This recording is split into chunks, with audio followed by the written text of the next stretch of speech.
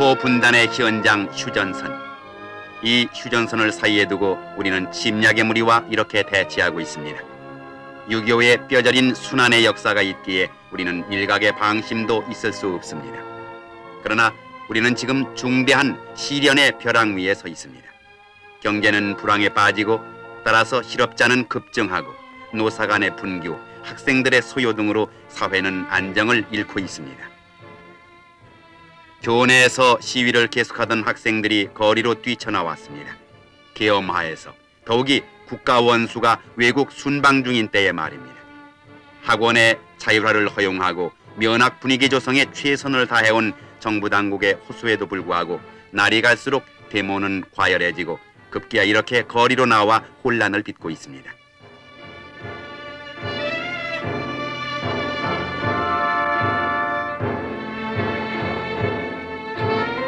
가뜩이나 어려운 때에 온 국민이 한 덩어리가 되어 나라 살림을 걱정해도 난국을 이겨나가기 힘든 이 시국에 이렇게 혼란을 빚어서야 되겠습니까?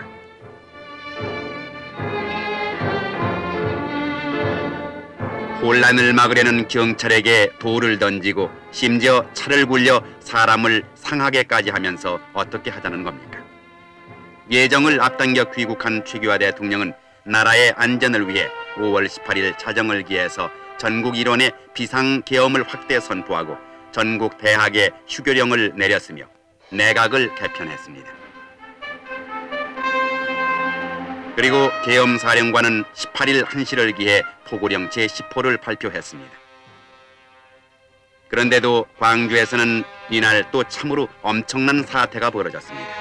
학생들의 데모로 시작된 소요는 난동으로 변하고 급기야 인구 80만의 광주시는 치안 부재의 도시가 되었습니다. 명분으로 내세운 민주화나 정치 발전은 이렇게 해서 얻어지는 것은 아니지 않습니까? 아무리 그 주장이 옳다고 해도 추구하는 방법이 이치에 어긋난다면 그 주장의 정당성마저 그르치고 맙니다. 혼란은 적의 침공을 자초합니다. 내부의 혼란이 국력을 소모해서 끝내 멸망하고 만 월남의 최후에서 우리는 그것을 보지 않았습니까? 전쟁의 와중에서도 데모로 해가 뜨고 데모로 해가 지던 월남. 월남 사람들은 전쟁은 남의 나라 군대에 맡겨놓고 자유만을 외치다가 자멸하고 말았습니다. 군사력이 열세였던 것도 아니요 물자가 모자랐던 것도 아닙니다. 월남의 군인들은 혼란만을 일삼는 국민들을 뒤에 두고 싸울 용기를 잃었기 때문입니다. 자유를 외치다가 그 자유마저 잃고만 월남 사람들. 공산치하의 학정에 못 이겨 탈출해 나왔지만은 그들의 설당은 이 지구상엔 없습니다. 그들은 이렇게 표류해가며 후회를 되풀이하지만 이미 때는 늦었습니다.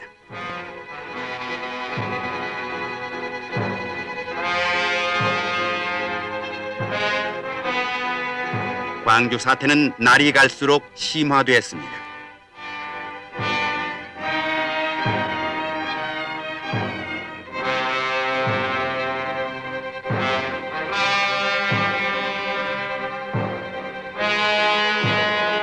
공공건물에 불을 지르고 무기고를 습격해서 무기를 탈취하고 방위산업체를 습격해 군장비를 탈취하고 불타는 건물이 누구의 재산이며 탈취한 무기와 장갑차는 누구와 싸울 무기입니까?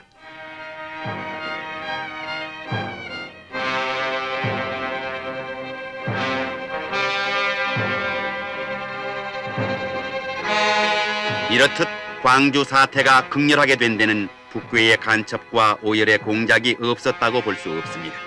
광주 침투를 노리다가 서울에서 체포된 남파 간첩 이창용으로 미루어 보아 이를 짐작케 합니다.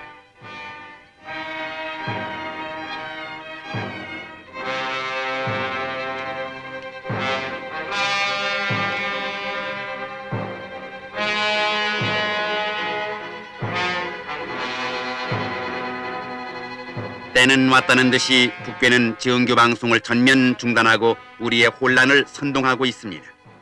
여기 평양 방송을 통해서 발악하는 선동 구호를 들어봅니다. 생명의 거리와 민주주의를 위한 상주선 인민들과 청년 학생들이 정의의 애국적 주장을 적극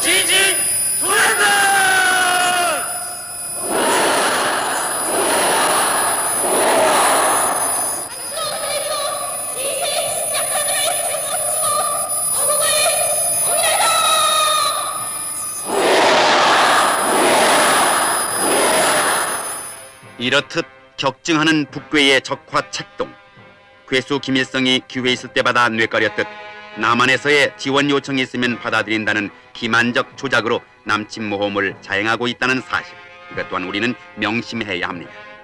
우리 사회의 혼란, 이런 양상이야말로 북의 무리가 노리고 있는 통일 전략의 연출 무대, 바로 그것입니다.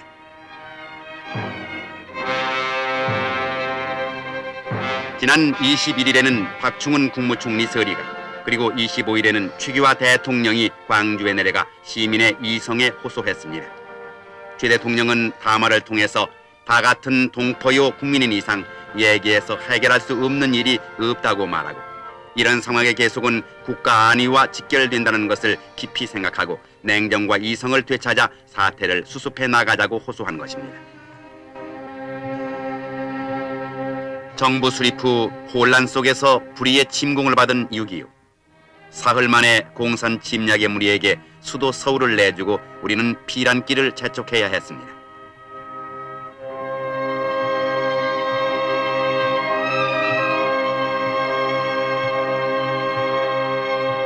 아비규환의 피란길, 죽기보다 힘들던 피란 생활, 어버이를 잃은 아이들이 그 얼마며 먹지 못해 죽어간 사람이 그 얼마였습니까?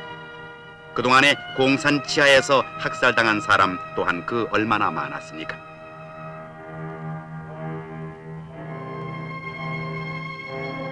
폐허의 서울, 그 참상이 우리의 기억에서 멀어져 갑니다.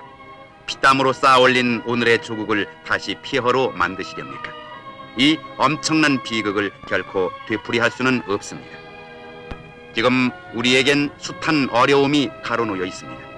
화합과 단결로 안정을 이룩하는 것만이 이 난국을 극복하는 길이요, 우리가 사는 길입니다.